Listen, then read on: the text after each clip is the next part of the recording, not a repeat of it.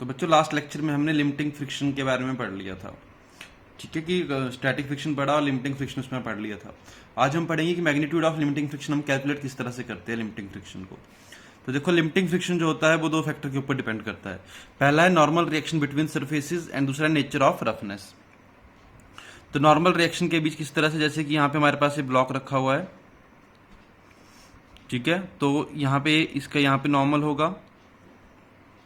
अब जो limiting friction होगा वो डायरेक्टली प्रोपोर्शनल होगा किसके, नॉर्मल के, क्योंकि ये किसके डिपेंड करता है, नॉर्मल के ऊपर डिपेंड करता है।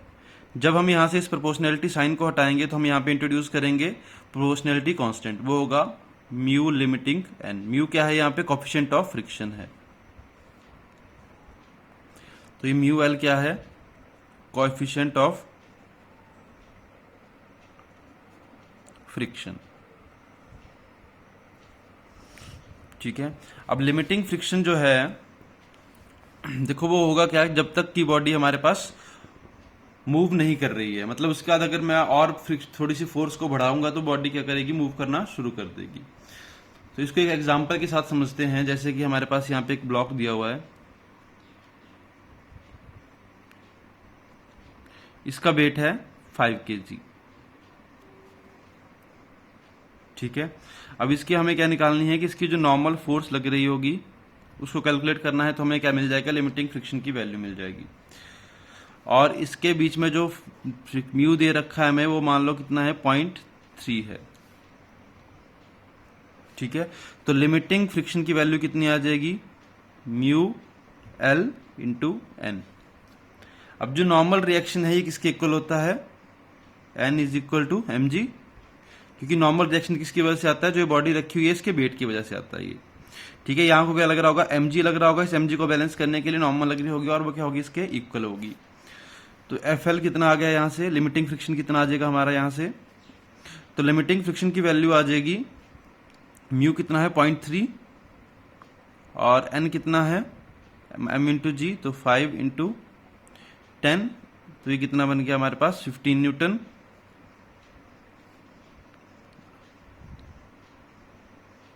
तो ये हमारे पास एफ लिमिटिंग की वैल्यू आ गई। अब देखो यहाँ पे अगर हम जो इसके ऊपर मैं फोर्स लगा रहा हूं इधर को, अगर मैं इस फोर्स को, अगर सपोज ये जो फोर्स है ये 3 न्यूटन की है, ये फोर्स 3 न्यूटन की है, जो मैं यहाँ पे एक्सटर्नल फोर्स लगा रहा हूं, तो ये लिमिटिंग फ्रिक्शन से कम है। तो लिमिटिंग फ्रिक्शन की वैल्यू कितनी, 15 न्यूटन है। तो इस टाइम के ऊपर जो फ्रिक्शन की वैल्यू होगी वो भी कितनी होगी, 3 न्यूटन होगी। इसको कैपिटल एफ से डिनोट कर लो, जो एक्सटर्नल फोर्स है, ठीक है। तो जो एफ लगा रहा हूं मैं, वो अगर 3 न्यूटन लगा रहा हूं तो स्मॉल एफ कितना होगा, ये भी 3 न्यूटन के इक्वल ही होगा, ठीक है। ऐसा नहीं होगा कि 15 न्यूटन एकदम से हो जाएगा, ये 15 न्यूटन नहीं होगा। अगर तो बॉडी किस पे होगी, यहाँ पे रेस्ट के ऊपर होगी। अगर मैं इस फोर्स को 10 न्यूटन कर दूं तो फ्रिक्शन कितनी हो जाएगा, 10 न्यूटन का ही फ्रिक्शन लगेगा, उतनी ही फोर्स लगेगी जितना यहाँ पे है, क्योंकि एफ जो होगा वो फ्रिक्शन के इक्वल होगा, तभी तो बॉडी किस पे होगी, रेस्ट के ऊपर होगी, क्लियर। अगर इससे बढ़ जाएगी तो ये मूव करना शुरू कर जाएगा। तो यहाँ पे अगेन बॉडी किस पे ऊपर है, रेस्ट के ऊपर है। अब अगर एफ को मैं 14.9 न्यूटन तक ले जाऊं, तब भी जो फ्रिक्शन की वैल्यू है वो कितनी होगी, 14.9 न्यूटन होगी, और बॉडी किसके ऊपर होगी, रेस्ट के ऊपर होगी। अब अगर इसके आगे अगर मैंने फोर्स को बढ़ाया, इससे आगे अगर मैंने फोर्स को इंक्रीज कर दिया, तो सपोज अगर मैं अब फोर्स को 16 न्यूटन कर देता हूं, ठीक है, तो बॉडी क्या आ जाएगी, किस में आ जाएगी, अब मोशन में आ जाएगी। और जो फ्रिक्शन होगा वो कौन सा होगा, अब काइनेटिक फ्रिक्शन होगा। क्लियर है कि जब बॉडी जो है वो मूव करना शुरू कर जाएगी तो ये कौन सा फ्रिक्शन होगा हमारे पास, काइनेटिक फ्रिक्शन होगा। तो ये समझ आया।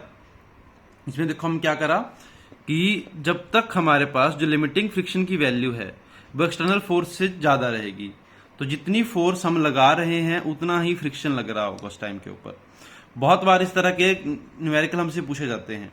आपको क्या कर दिया जाएगा, यहाँ पे फोर्स दे दी जाएगी 10 न्यूटन, कि 10 न्यूटन की मैं फोर्स लगा रहा हूं 5 kg वाले ब्लॉक के ऊपर, बताओ कि जो फ्रिक्शन की वैल्यू होगी वो कितनी होगी। ठीक है, उसका म्यू हमें ये दे रखा है। तो बच्चे क्या करते हैं, बहुत बार ये गलती कर देते हैं कि एफ एल निकाला सीधा म्यू एल इंटू एन, तो यहां से निकल गया जी 15 न्यूटन। तो हम क्या बोल देते हैं कि सर जो वैल्यू है फ्रिक्शन की वो 15 न्यूटन है, बट वो गलत है।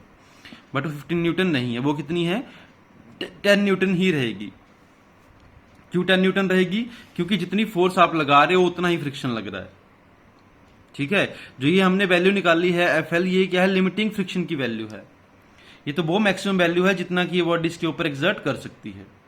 अगर इसके बाद मैं फोर्स को बढ़ाऊंगा तो ये इंक्रीज कर जाएगी। और ये न्यूमेरिकल बहुत बार पूछा गया है, इस तरह के न्यूमेरिकल बहुत बार पूछे गए हैं। ठीक है, तो ध्यान रखना है कि हमें क्या बोला हुआ है। सबसे पहले लिमिटिंग फ्रिक्शन की वैल्यू निकाल लो। अब लिमिटिंग फ्रिक्शन की वैल्यू निकलेगी तो ये देखो कि जो फोर्स एक्सटर्नल लगा रहा हूं मैं, वो लिमिटिंग फ्रिक्शन से ज्यादा है कि कम है। अगर ज्यादा है फिर तो हम आप directly mu s into N करके निकाल सकते हो कि काइनेटिक फ्रिक्शन की वैल्यू कितनी है। ठीक है, नेक्स्ट न्यूमेरिकल है काइनेटिक फ्रिक्शन के ऊपर, या काइनेटिक फ्रिक्शन के बारे में पढ़ते हैं अब।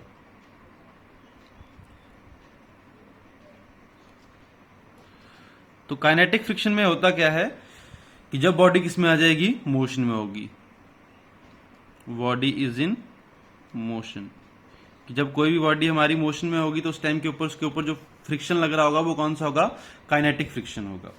ठीक है, और ये जो काइनेटिक फ्रिक्शन होता है ये हमेशा किस में होता है, पेयर्स में होता है। ये बात इसकी ध्यान रखनी, जैसे कि यहां पे एक ब्लॉक है, अब इस ब्लॉक के ऊपर इसको मैंने इधर को फोर्स लगाई, इधर को मूव कर रहा है वेलोसिटी, कुछ वेलोसिटी के साथ मूव कर रहा है इधर को ये। ठीक है, इसके लिए हमें एक्सटर्नल फोर्स की जरूरत नहीं है, क्योंकि अगर बॉडी मूव कर रही है तो काइनेटिक फ्रिक्शन उसमें अपने आप आ जाएगा, चाहे आप उसके ऊपर फोर्स लगाओ चाहे ना ही लगाओ उसके ऊपर फोर्स उसके ऊपर। अब इस केस में जो ब्लॉक, ग्राउंड जो ब्लॉक के ऊपर फ्रिक्शन लगा रहा होगा वो कहां को होगा, इस डायरेक्शन में, जो ग्राउंड का फ्रिक्शन होगा, क्योंकि बॉडी इधर को स्लाइड कर रही है, बॉडी हमारी इधर को स्लाइड कर रही है, तो फ्रिक्शन किधर को होगा, इधर को होगा। और जो बॉडी ग्राउंड के ऊपर फ्रिक्शन लगा रही है वो इस डायरेक्शन में होगा, तो ये भी काइनेटिक फ्रिक्शन होगा और इस साइड भी काइनेटिक फ्रिक्शन होगा। और ये दोनों कैसे होंगे, इक्वल एंड अपोजिट होंगे। क्लियर है, तो ये भी काइनेटिक फ्रिक्शन है और ये भी काइनेटिक फ्रिक्शन है। बट ये वाला कौन सा काइनेटिक फ्रिक्शन है, जो ये ग्राउंड ब्लॉक के ऊपर लगा रहा है वो ये है। ग्राउंड क्या कर रहा है, ब्लॉक को इधर को फ्रिक्शन लगा रहा है। ठीक है, और जो ब्लॉक ग्राउंड के ऊपर फ्रिक्शन लगा रहा है वो कहां को लगा रहा है, इस डायरेक्शन में। ठीक है, अगर मैं ग्राउंड के रिस्पेक्ट में देखूं कि ब्लॉक मेरे ऊपर कहां पे फ्रिक्शन लगा रहा है तो वो इस डायरेक्शन में। अगर मैं ब्लॉक के ऊपर बैठ के देखूं कि ग्राउंड कहां को फ्रिक्शन लगा रहा है तो वो इस डायरेक्शन में फ्रिक्शन लगा रहा है। क्लियर हुआ ये, तो ये हमारे पास काइनेटिक फ्रिक्शन है। अब काइनेटिक फ्रिक्शन में भी क्या होता है कि जो ये डिपेंड करता है, किसके ऊपर डिपेंड करता है, डायरेक्टली नॉर्मल रिएक्शन के ऊपर। तो friction kinetic is directly proportional to normal, तो यहां से आ जाएगा F k is equal to mu k into N.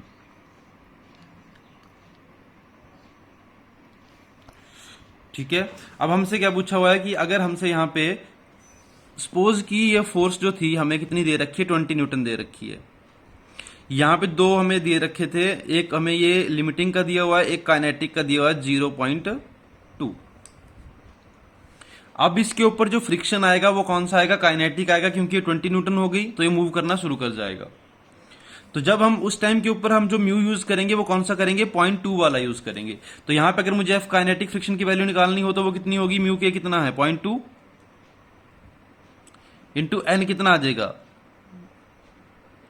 N कितना आ जाएगा, नॉर्मल डायरेक्शन कितनी आ जाएगी 5 इंटू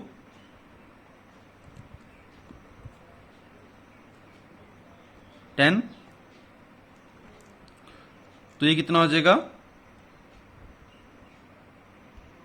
तो ये कितना हो जाएगा 10 न्यूटन।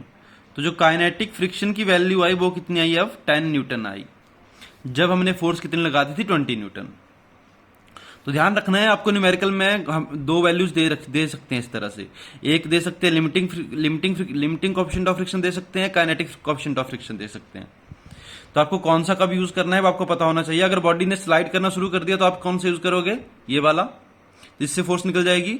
अगर बॉडी स्लाइड नहीं कर रही है तो जितनी फोर्स लगी है उतना ही क्या होगा, उसके ऊपर फ्रिक्शन होगा, वो हम यहां से देख सकते हैं। तो क्लियर हुआ ये। तो ये बच्चों आज तक काफी, नेक्स्ट क्लास से करेंगे अब इससे आगे।